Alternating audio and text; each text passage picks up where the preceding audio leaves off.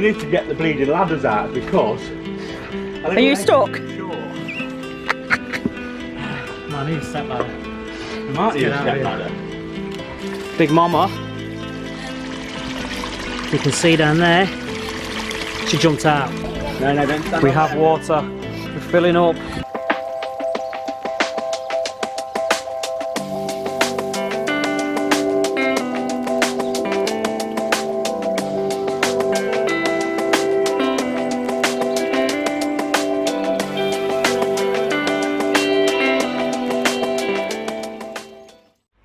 Here are my ducks. So I'll trot around my foot.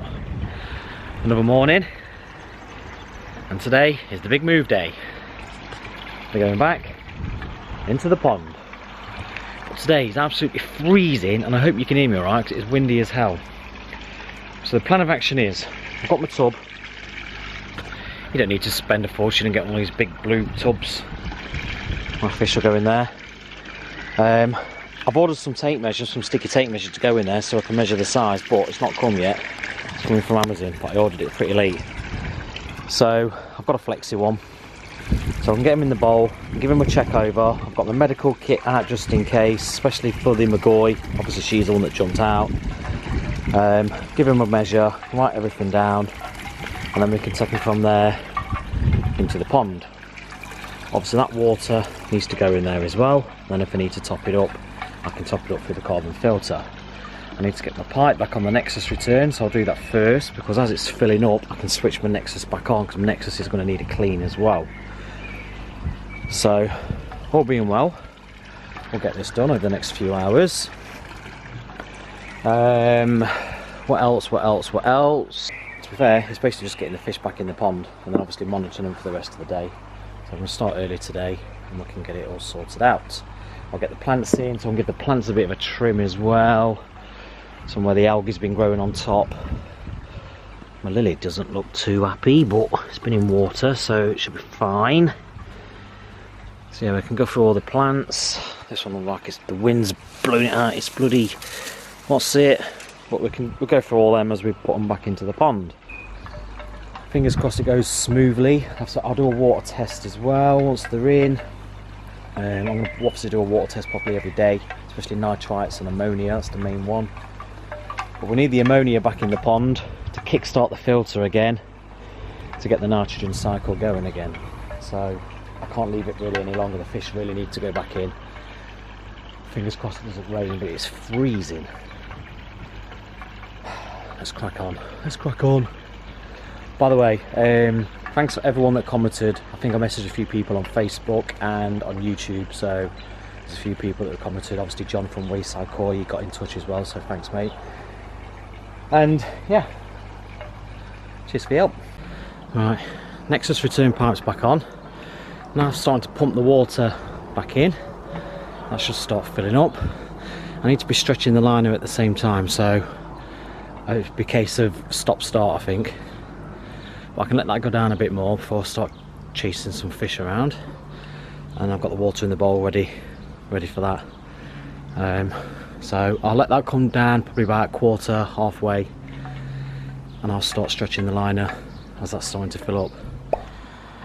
Right, so Stumpy is going to be my tester fish. He's definitely lost a few scales. I mean, this is a bit of a deformed fish. I call him Stumpy for obvious reasons. He's not the best looking of fishes. He's got a bump on the side of him, so we'll give him a spray over with some antibacterial spray, some topical treatment, and he can be the first one to go in the pond. I'm gonna have to stop that pump soon because that's gone down pretty quick. So yeah, we'll give Stumpy a bit of a look over, give him a measure. I don't think he's going to be growing. Done Stumpy. Stumpy's in the pond. Next. Oh my god, I have a tench. They should have put tench for this one. This tench is a stunning tench. Obviously tench don't grow that quick. This tench is about 20 years old as well. Could be longer actually. 36 cm. Which one you got? Right, this is the one that's full of carp pox. Yeah. So we can have a look at the carp pox. I thought hopefully it would have cleared up by now because he had it the winter before and last summer it cleared up. It's come back this winter. Size 22 cm. Wow, that's quite big as well. You don't think it's that big, do you?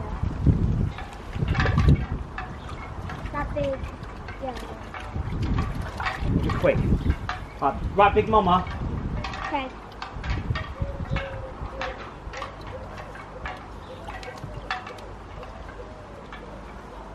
Yeah. God, she's a beast. Size Yeah. 60 cm. Oh my gosh. Condition torn Yeah. dorsal. Got lost scales. Wait, what? Lost scales. In the same one. No, condition.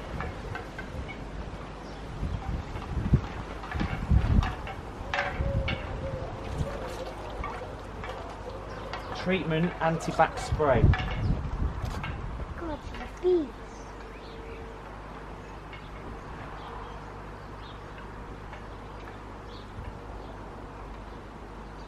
I'm not sure if it looks big on the camera, but she is massive, isn't she?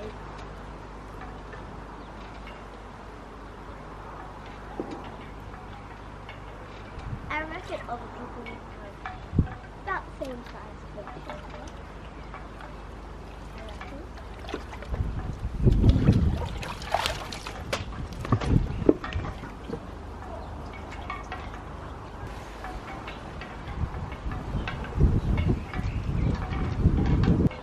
My big ghost koi is absolutely beautiful, nothing wrong with him. That bit of flesh he had under his chin, if you watched a few videos back, that's gone. So I don't even know what that was, but luckily that's gone. To make sure there's no...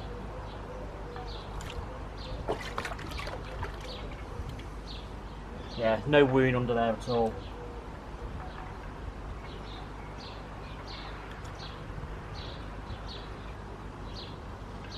Absolute stunner. Looks like he's lost a bit of his yellow tint though while he's been in there. His yellow seems to have died off a bit, it's gone a bit grey. Right, I'm going to have to get the small ghost because he keeps jumping.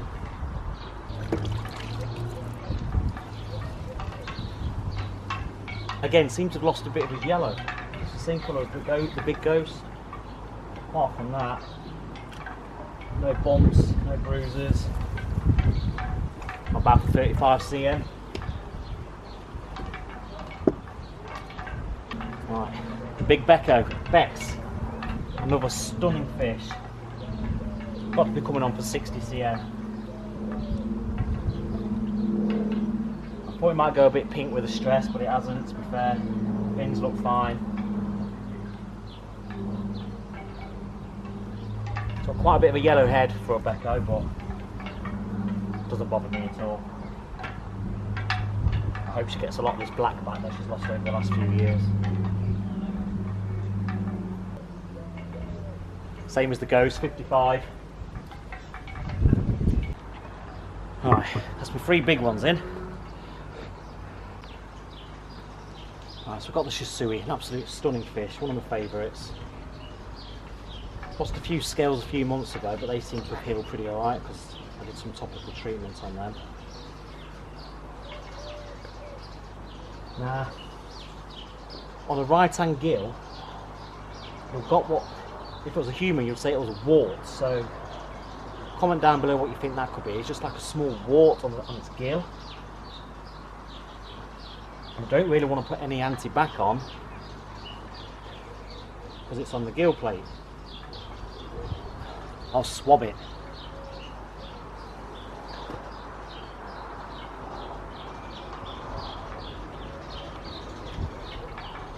I don't want to spray any anti-back because of the gill plate, so I'll give this one a bit of a dab with the cotton board.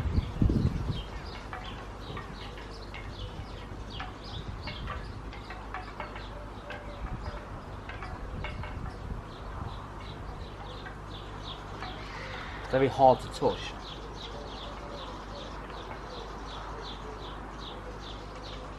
Yeah, it's just that wart-looking lump on its gill plate. So I'm going to have to do a bit of googling on that, but comment down below what you guys think. Yeah. So much easier catching your fish and transporting them. You're going to get them tangled up in the net, it stresses them out less. What you do is just get your big net, just guide them into the sock, they just go straight in really.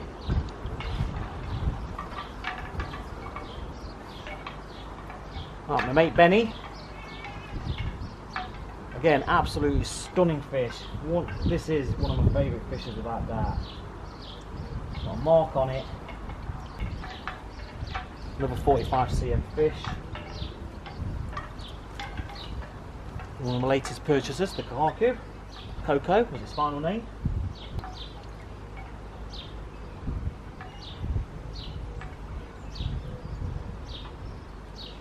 .23 cm. Kiki. Kiyutsuri.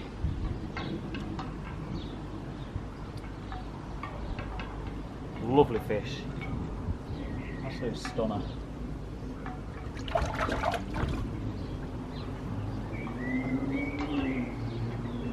Very good condition really.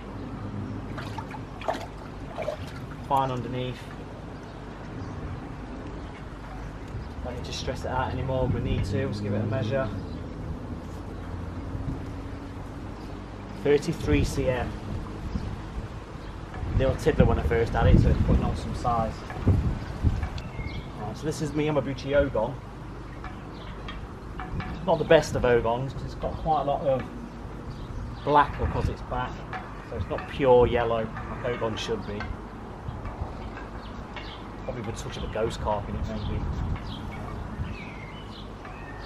I've had this fish a while and it doesn't seem to grow that quick. I think it's an obvious male. I bought it for a couple of quid, really small from Maidenhead to Aquatics years ago, and all my fish were tiny. That's when I was just really getting into coring and mainly goldfish in there. Very slow growing. 45 cm. To be fair, for the amount of time I've had this fish, you'd expect this to be a good 60-70 centimetres by now, but no. It eats well, always eats, just it doesn't seem to grow. A bit like Stumpy really, that's an Ogon.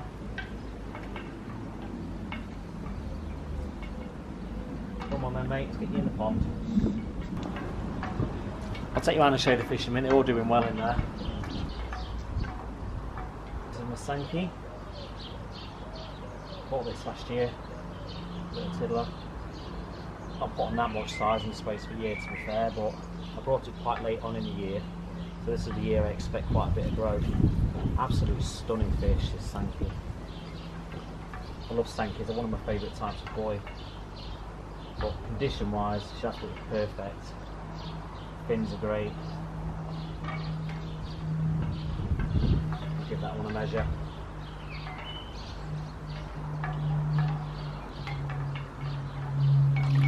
Another 23 cm. Majority are in there. They're doing alright, we'll swim round together. I'm going to go and switch the Nexus on in a minute. Get some filtration going through. So we've just got the Chagoi left. We want to do a scrape on this one, make sure we've got rid of those flukes. There's my Chags, got some air pumping in there. We'll unplug the Nexus on a sec. Just need the toilet, and then we'll go and get the microscope set up, and we'll give the scrape on the Chagoi before he goes in the pond. Have a look at this Chagoi.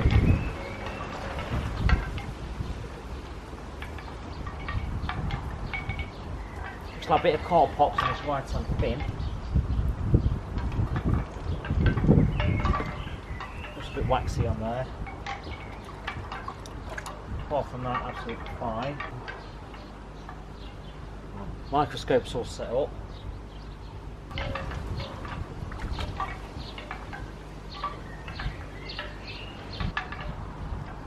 Got the mucus. Good news is, no flukes. No flukes. I'm happy with this, Chags. Right, that's all the fish in the pond.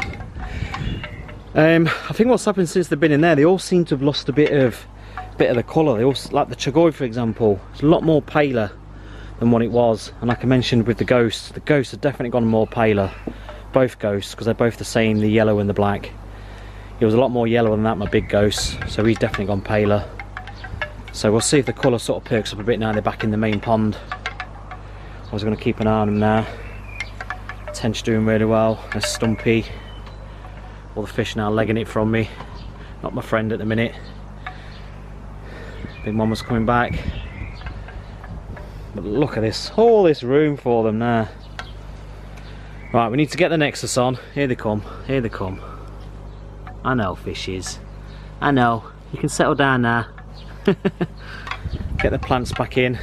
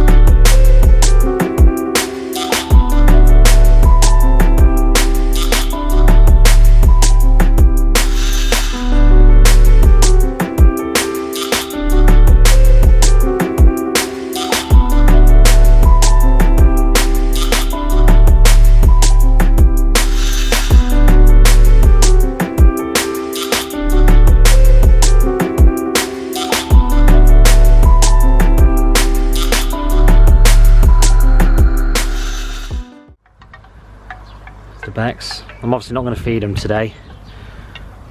We don't want any nitrite spikes either, but more to do with the stress, so we'll keep feeding down today. Put a bit in, probably tomorrow afternoon or something. Just a tiny bit. Get some water tests done, so I want to keep the nitrites down. But we need the ammonia. We need the ammonia in there to start kick-start the cycle. So let's get that Nexus on. It's going to need clean as well, so we'll get some water come through.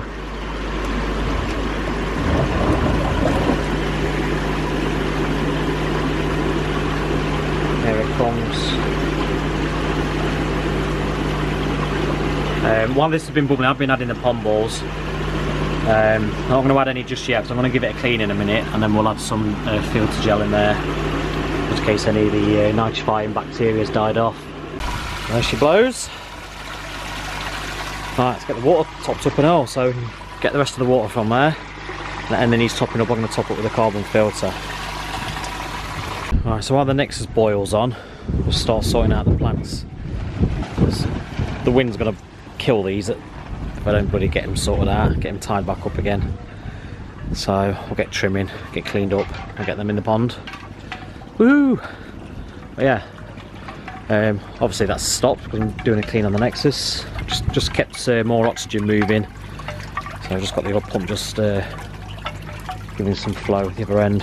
Carbon filter's ready. I'm not going to fill up yet. I'm going to sort out the plants first, and then we'll start filling up through the carbon filter.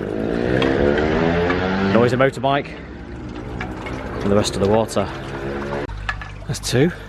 That one's further in the corner, so we'll hide sort of the inlet pipe and sort of cover that corner pretty well, to be fair, which will look alright. Got this one in. Fish is still doing well. Nexus is on its second boil at the minute. I can honestly sit here. I could sit here all day. Fish are loving it. The flow now I've chopped that corner out there, the flow just comes from the Nexus and just comes around here. The fish just follow it round. Before, obviously my plant shelf used to come at a right angle, which I've chopped as an angle across. So the fish, they just come and they just glide across it. They're picking at the algae and the roots on the plant pots at the minute. There's been no jumping. Coming against the flow, look at them now. They're just loving it. And it's so much better not having the shallow bit up here then where it suddenly drops and into the deep bit down there. It's all one level, it's just gradual slope towards the pump. Just going around all the plant pots at the minute, just picking off all the algae obviously on the plant pots and any roots that are showing, so there we are. I didn't get it on camera, but I was at the end and I put my hand in. Big Mama come up and she's already sucking on my fingers. She's not done that for a while. Might hand feed some Cheerios later on this evening.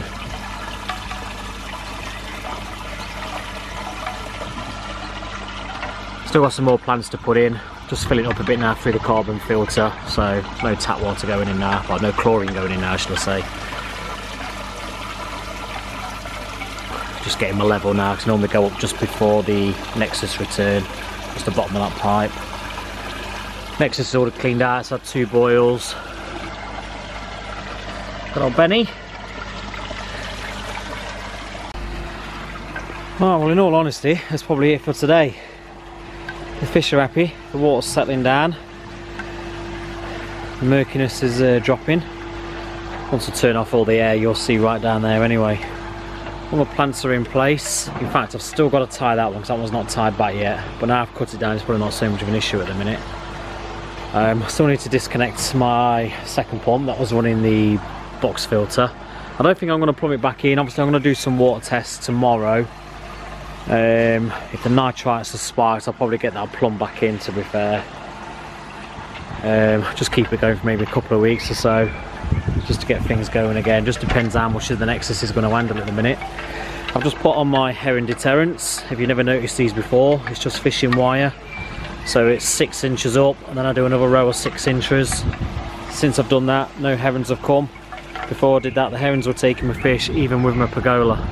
And you notice, because when we had snow, you saw the footprints come and land on the wall, you saw where it trotted across and jumped on and obviously got the fish. But with this, it's deterred them. They just can't get over, because they can't get on the wall, because that stops them, and that stops them from getting over it. So that's back all the way around. You can't really see it. Look, if you probably look over there, you can't even see that they're there. It's only when you're this close up. So they're all back on. We're at a barbecue tomorrow afternoon, so tomorrow morning I'm going to come out and try and clean up these coping slabs again. Get all them jet washed and get all the bits of mortar off, and then next weekend I can probably look at getting them back on. With the water, I've not gone right up to where I normally go to, because obviously with around the coping stones I don't want any fish jumping out. So I think it's probably another inch higher, because I normally go just below the Nexus return. So I'm absolutely shattered again. Fish are absolutely loving it. They're just munching on the bloody roots of the plants, what they can get to. They can't get over in the basket because it's just touching just below the surface, but they can munch on all the algae that's on the baskets and any roots that's protruding. So they're loving it. I dropped in very small amounts of mealworm earlier, but I don't think the koi got a look in, because I think the rudd and the blue wolf took it all. So, like I say, I'm going to avoid feeding them. I'll wait till tomorrow now. We don't want these nitrites to spike. And I'm just going to do it very, very sparingly. So probably just give them a little bit tomorrow before we nip out, to be fair. Just keep an eye on the parameters.